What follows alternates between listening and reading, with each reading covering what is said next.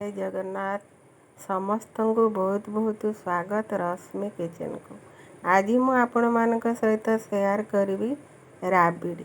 राबिड़ी तो समस्त को भल लगे आ राबिड़ी बनैबा सहज होता है, खाइबा को बहुत टेस्ट। तेबे चलतु एक प्रस्तुत करनबा, वीडियो को संपूर्ण देखंतु।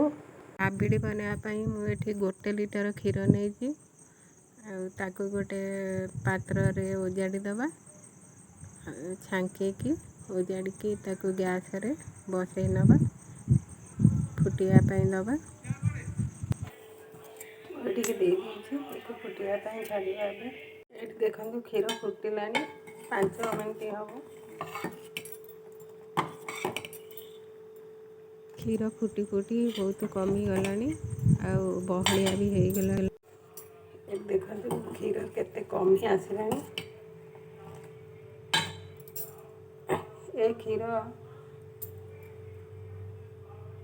1 लिटर ताको 300 पर्यंत हवा पर्यंत आमे ताको क्षीर को मारिबा। एठी मु गुजराती गुंड दे देली टिके बासना पे।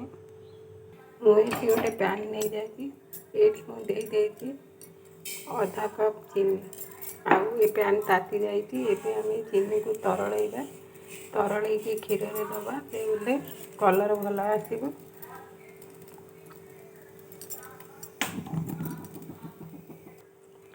एटे देखंतु चीनी तरली आसलानी। एबे तरली आसलानी। एबे आमे एठी चामच रे भल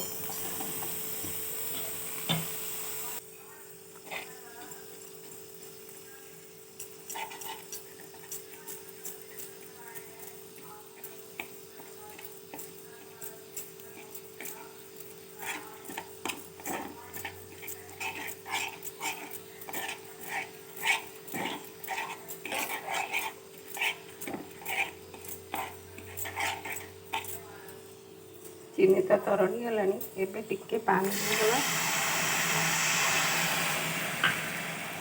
पानी देदेबी भल कलर आसीबो। ए चीनी भल की तरली गलानी। एबे आमे एठी क्षीर रे एबे ढालिया।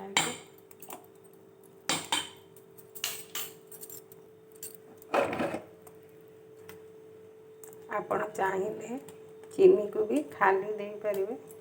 एठी मु एमती करके देली टिके कलर हबा पाई आ टेस्ट भी लगे।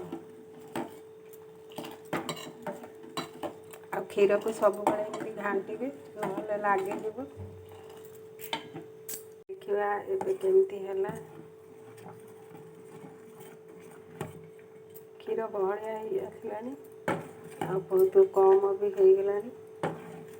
आ टिके हबो।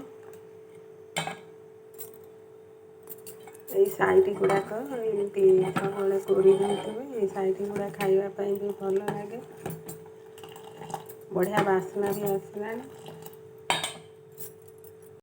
आमर राबिड़ी तो बहलिया हो आसलानी। एक सब एमती घांटीबे। एबे बहलिया हो गलानी, न घांटिले लागे जीव तल। आशा करुँची मोर ए वीडियो आपण समस्त को पसंद आसो। यदि पसंद आसे गोटे लाइक करदेवे, सांग मान सहित शेयर करेंगे। एठी मु 1 चामच कस्टर्ड पाउडर गोले की देदेली।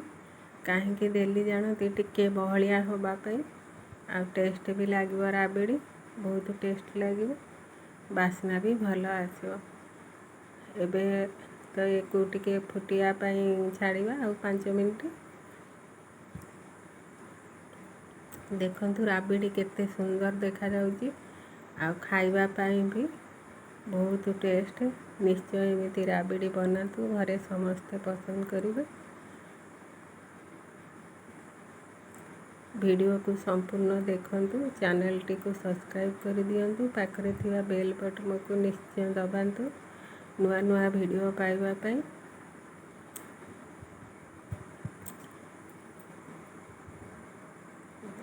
फुटी गलानी हमर राबिड़ी रेडी हो गलानी। एबे गैस को बंद करिबा। देखंतु हमर राबिड़ी पूरा रेडी हो जाइए, आ ठंडा भी हो जाइए। ତାକୁ ମୁଁ ଗୋଟେ କପ୍ରେ ସବୁ ପ୍ୟାକିଂ କରିକି ଫ୍ରିଜ୍ରେ ରଖିଦେଉଛି। ଥଣ୍ଡା ହେଲେ ଖାଇବା। ଥଣ୍ଡା ଥଣ୍ଡା ଭଲ ଲାଗେ। ରହୁଛି, ପୁଣି ଆସିବି ନୂଆ ରେସିପି।